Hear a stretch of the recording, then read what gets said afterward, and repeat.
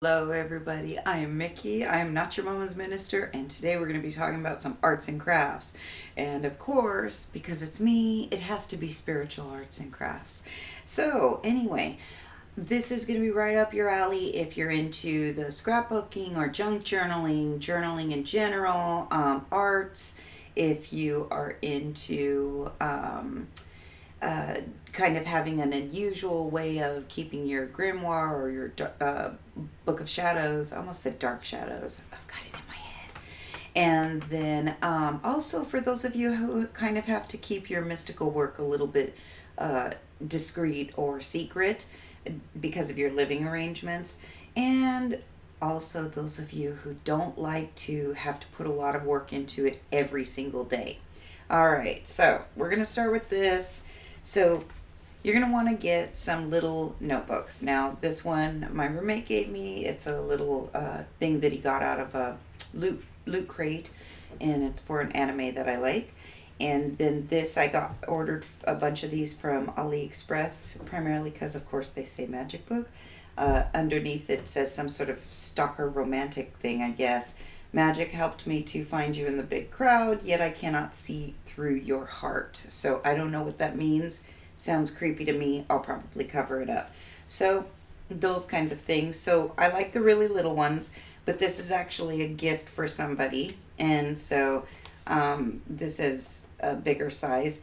Anything that you can throw into your purse. And then you're going to need glue. Now, I ran out of glitter glue. Glue is what I like to use for this. So I'm going to show you how to do this. So this is sigil work. So this is specifically for sigil work, although you can decorate the pages with the actual spell work or anything like that. So you take the page, you're going to take the glue. You're going to want to make sure you use a glue with a point, or if you have some talent with paintbrushes and you have a thin solution of glue that you like, you can do that as well. You're going to go ahead and do your sigil. I'm just going to go ahead and do a little heart. So you've got your sigil. You've already had your focus while you're doing the sigil, so you've already cast it. So this is casting it right here. So let's say you're going to be doing a banishing. So you're going to do your favorite banishing sigil on the page. You're going to close the page, and you might think, but then it's going to squish the sigil. That's okay. That's absolutely fine because you've already cast it. Like I said, you're going to let that dry. You're going to go ahead and let those two pages dry together. You now have your banishing sigil right there, ready to go. And then you're going to decorate the outside of the pages in whatever way you want to do it, whether it's writing a big banishing on the front, whether it's doing your own banishing spell work or words on it, or whether it's just decorating it in a manner that's going to remind you that it's a banishing sigil in there. And so I'll show you in this one. And so this here is a bath spell, so bath working, and it's specifically for beauty. It's specifically for like youth and beauty, that type of thing.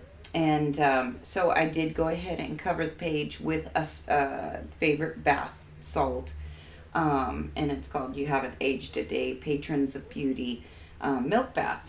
But in between those two pages is a sigil for beauty. And so you can decorate it any way you want. I'm not that artistic, so I like the washi tape and so forth, and that's how it works. Now, so you have the mystical work, you have the sigil, you have the power behind it, you have the intent behind it, and you've got that dry page, and it's all decorated. And so now you might be wondering, well, Mickey, how do I make it work for me? I mean, are all of these just going to be working constantly? Yes, to a certain extent. You've already cast them by doing the sigil. And so you're just needing to activate it. And so let's say you are going to an event that you think that somebody might be there that's really caused you some problems. And so you want to do a banishing before you get there to kind of add a little blessing that they won't be there and you won't have to deal with them. So you open it up to the page that your banishing is on, and you'll see that you can still see my heart. Smack your hand down on it. Focus for a second. There you go. You just activated your sigil for banishing. Head off to your event. And so the reason that I like the smaller ones is because you can keep them separate. So you don't want to keep a banishing next to a love working where you're drawing love to you, and then you've got a banishing right next to it. Because the sigils are active once you draw them, once you complete the sigil, it's cast. And so because of that, all it's waiting for is the activation.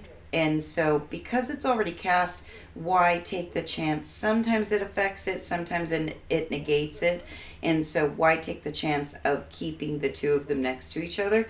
And so I just like to keep the separate books so that I have the ones for banishings, the ones for blessings, the ones for healings, the ones for love and beauty, the ones for sex and companionship, you know. So they're all separate. They're not coming into contact with each other. If I want to use more than one at a time, I absolutely can do that, but I don't need to keep them next to each other constantly and run the risk of them counteracting each other. So I think that's it. If you have any questions about any specifics, then go ahead and drop me a line. Don't forget to like, share, subscribe, and comment. And tell me how you did with this. Tell me if you've ever done this before, or if you've ever heard of this before. That would be awesome to know that somebody else out there is doing that. And I think that's it. Yeah. So many blessings, much love, and I'll talk to you soon.